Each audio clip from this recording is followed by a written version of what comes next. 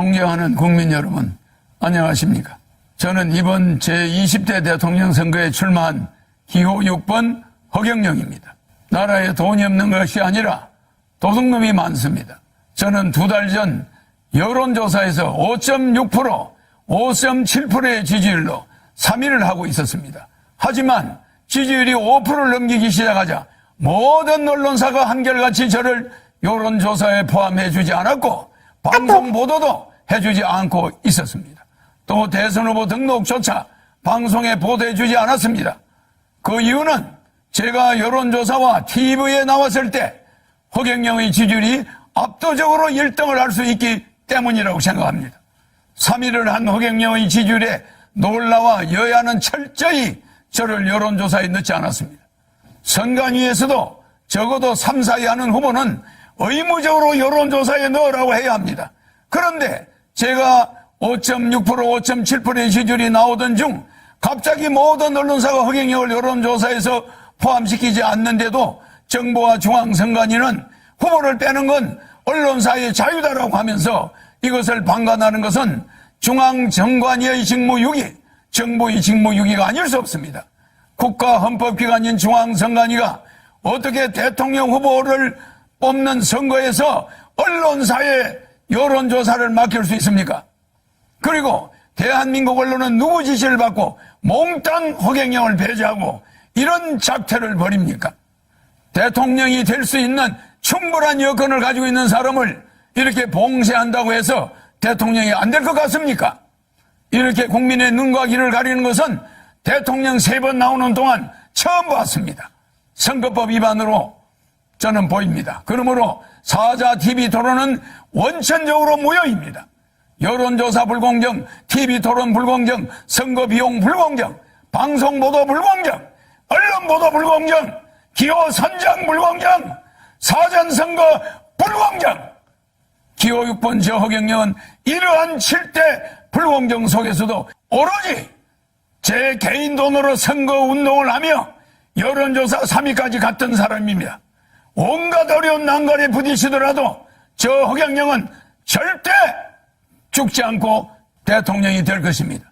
제가 대통령이 되면 이러한 불공정은 반드시 바로잡겠습니다. 그런데 현 정치권에서는 공약마저도 허경영의 국민배당금제, 출산수당, 모병제, 여가부 폐지, 군인들 봉급 200만 원 주는 거 이런 걸 전부 모방하면서 제 지지자들이 그쪽으로 상당히 몰려가고 있습니다. 기호 6번 허경영을 텔레비에 내보내지 않는 그것 때문에 제 지지자들은 제가 대통령에 나오지 않은 것으로 착각하게 만들고 있습니다. 기호 6번 허경영의 주요 정책은 긴급 대통령이 당선되면 긴급 재정명령권을 즉시 발동하여 2달 안에 18세 이상 모든 국민에게 1억 원을 주고 국민배당금을 매월 150만 원씩을 18세 이상에게 평생 지급하는 중산주의를 실천할 것입니다. 그리고 결혼하면 3억, 출산하면 5천만 원을 지급할 것입니다. 이렇게 해서 우리 국민을 어려움에서 벗어날 수 있도록 해야 합니다. 제 공약을 가져간다고 해서 여야 정치인들이 제대로 정책을 시행할 수 있을 것 같습니까? 비행기에서 타이어만 가져간다고 해서 비행기가 이륙할 수 있습니까? 제가 직접 30년 전부터 연구한 3.3 정책은 오로지 저 허경영만이 해낼 수 있습니다. 저에게 3.3 정책 지적재산권 등록증이 있습니다. 여야는 지금이라도 기호 6번 허경영 정책 모방에 대해 사과하고 잘못을 인정하지 않는다면 강력한 법적 조치를 취할 것입니다. 국민 여러분, 이제는 반드시 깨어나야 합니다. 거대 정당이 제 정책을 계속 모방한다 해도 제 머릿속에는 일반 정치인은 감히 상상도 하지 못할 대한민국을 살릴 천재적인 정책들이 무궁무진하게 있습니다. 북한의 원산시를 빌려 50년간 빌려 홍콩처럼 만들어 북한 경제를 도와주고 남북이 군사적으로 부딪히지 않게 하면 됩니다. 남북의 경제적 차이를 줄인 후에 장기적으로 부산에서 블라디보스토크까지 버이버이 벨트, 비버이 벨트를 만들어서 연해주에서 하바롭스키까지 우리 땅의 10배 정도 되는 땅을 러시아로부터 100년간 빌려 한국자치주를 만들 것입니다. 그곳을 개발하여 100만 명의 새로운 공무원을 임명하면 청년 일자리도 많아지고 아시아 통일을 주도할 수 있습니다. 아시아 통일을 주도하게 되면 머지않아 세계 통일도 우리 한민족이 주도할 수 있습니다. 한국이 세계 통일을 주도할 때 세계 전쟁을 막을 수 있고 기아와 환경 문제를 완전히 해결해 나갈 수 있습니다. 대한민국을 살릴 사람은 기호 6번 허경영밖에 없습니다. 국민 여러분, 이제는 정말 아셔야 합니다. 이번에 대한민국을 살 수 있는 마지막 기회입니다.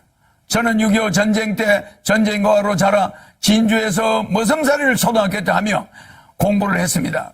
그리고 초등학교 때 사서 삼경 등 50여 권의 한문책과 고등학교 영어까지 수학까지 다 뗐습니다. 그러다 15살 때 서울로 올라와 수많은 공장을 다니면서 야간 중고등학교를 다니며 야간 대학을 다녔습니다. 밥을 하루에 한 끼도 제대로 못 먹어 자주 빈혈로 수백 번 쓰러지면서도 등록금을 마련하기 위해 청량리 위생병원에서 피를 뽑아가면서 학비를 댔습니다. 그렇게 공부를 하다가 삼성 이병철 회장님을 만나서 그분의 아들로 지내게 되었습니다. 제가 이 회장님에게 반도체 사업을 건의하는 등 삼성을 키우는데 여러 가지로 조언을 많이 드렸습니다.